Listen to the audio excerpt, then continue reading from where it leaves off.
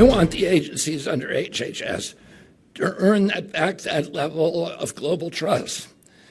And what is the path to public trust?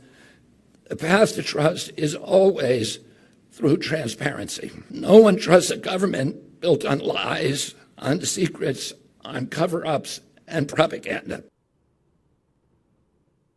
Not wrong. We've talked about this many times. You want to get that trust back to the institutions? Open the books. Let's see inside. Joining me now, Jennifer Galardi, visiting fellow with the Independent Women's Forum. Hey, Jennifer, what's a visiting fellow before we go any further? I don't have these academic credentials. I don't know. It's just some fancy title they decided to give me to talk about health policy. So I'll take it. Makes me sound smarter than I am, Jesse. Hey, stand in line. Okay. Everyone wants their reformer of some kind to go in and reform everything. I'm no different. I want Kash Patel to go clean everything up at the FBI and Pam Bondi at the DOJ. And I want RFK Jr. to go kick over some tables and pull out the bullwhips and pull a Jesus in the temple in the HHS. But it's not always that easy. What do we expect? Yeah, well, President Trump is not messing around. I think we've seen that the past few weeks. He's hired Kennedy to execute the same sweeping, holistic approach to health as he's hired Musk to do with Doge. So this tinkering that we've been doing with Medicare, Medicaid, prescription drug costs, and Obamacare for the past 20 years, it hasn't worked. It's gotten us nowhere. In fact, it only seems to have made people fatter and sicker, and it's cost more of our taxpayer dollars to fund a very broken system. And that's the problem when you try to resolve illness, whether that illness is in the government or it's in our own bodies, through silos of expertise and fields of specialization, kind of nitpicking, looking for little things, rather than a more holistic approach that treats root causes and not just symptoms. You have to rip disease out from its roots. Again, whether it's at the Department of Justice, whether it's at HHS or CDC or FDA. And this is why Trump's MAHA commission involves not only HHS, but also the Department of Agriculture, the Department of Education, for as long as we still have a Department of Education, science and technology to kind of address the social media influence on health, housing and urban development, et cetera, et cetera. There's more than 14 agencies as part of that mission. So we've got to fix the food issue if we're going to solve this problem of chronic disease. That's going to be through USDA and agriculture as well as the FDA. We've got to change our approach to education. I think you'll be on board with this, and teach kids how to become healthy, sovereign individuals, citizens, rather than just these autonomous little robots, right, that just know math and science. We've got to teach them how to be good citizens, how to take care of their health. And of course, we need unbiased research where scientists aren't paid off by big pharma, this corporate capture. I mean, we've heard the talking points from Kennedy during his confirmation hearings, and now it's just time to get to work. Jennifer, let's focus on a couple of the specifics in all of this. Fat. Why are we so fat as a country? Because it is concerning for a variety of reasons. I want my sons to get married one day to a woman who doesn't outweigh them. Why are we so fat?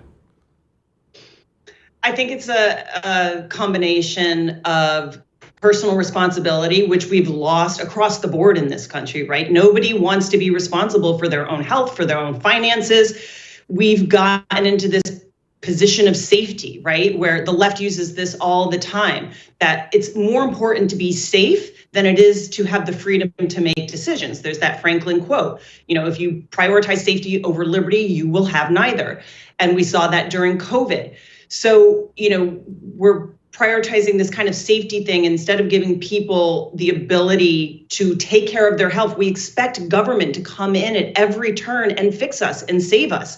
And the more, I think, we go towards a comfortable society, meaning we get food delivered to our door. We're not walking. I mean, just the very practical aspects of that. We're not actually in the garden growing our own food and cooking, but it's just this overall kind of passiveness to life that leads to comfort. And then we're like, well, just let the government do it. I think there's part of that is the responsibility piece, but then there also is the issue with over subsidizing a lot of these products that are terrible for us, which led to processed food. We over subsidize corn, we over subsidize wheat, soy products. when you have an overabundance of those, they're going to go into unhealthy carb products. And then you've got all sorts of, I think the conversation now, instead of just diabetes or obesity, what a lot of, I hate to use the word experts, but what a lot of doctors I trust and people I know have done good research. What we really should be looking at is insulin and the effect insulin resistance has on chronic health.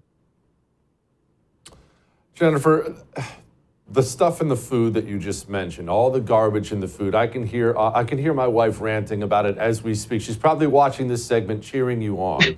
All the crap in the food.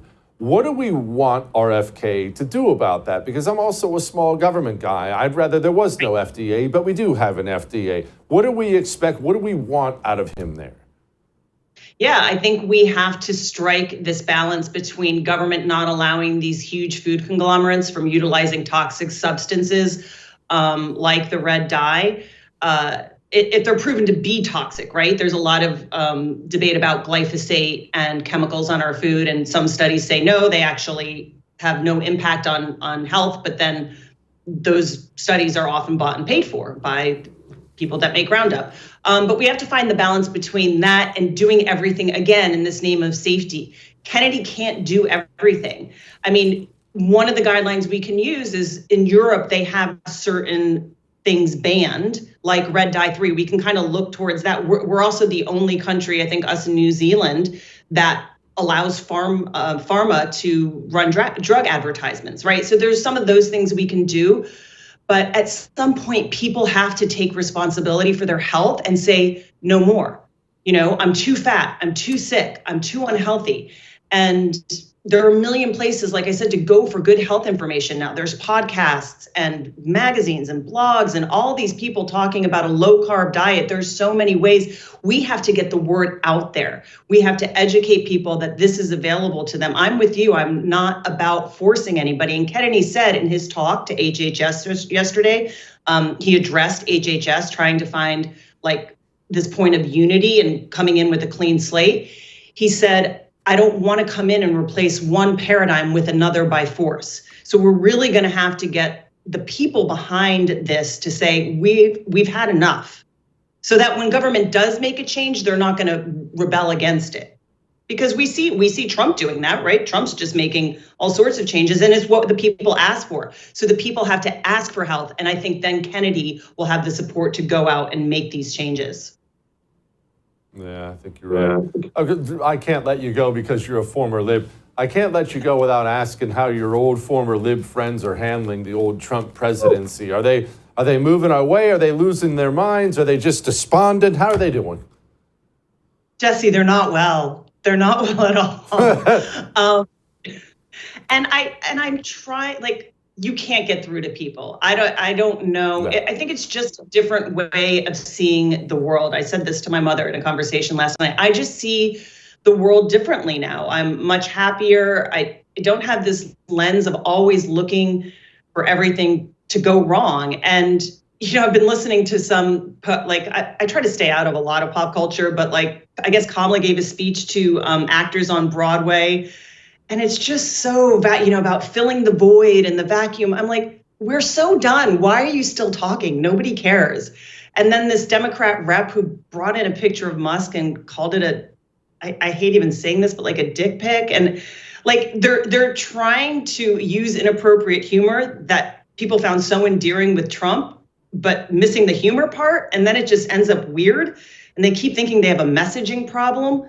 I'm like, no, you don't have a messaging problem. You have a problem. No matter how much they shove it, that message is never going to be palatable to people anymore. And, I don't know what they're going to do. But if they keep going that way, I'm perfectly happy. Just keep going that way. Yeah. And Filling the Void. That's actually a great name for Kamala's biography. Jennifer, thank you so much. I appreciate you.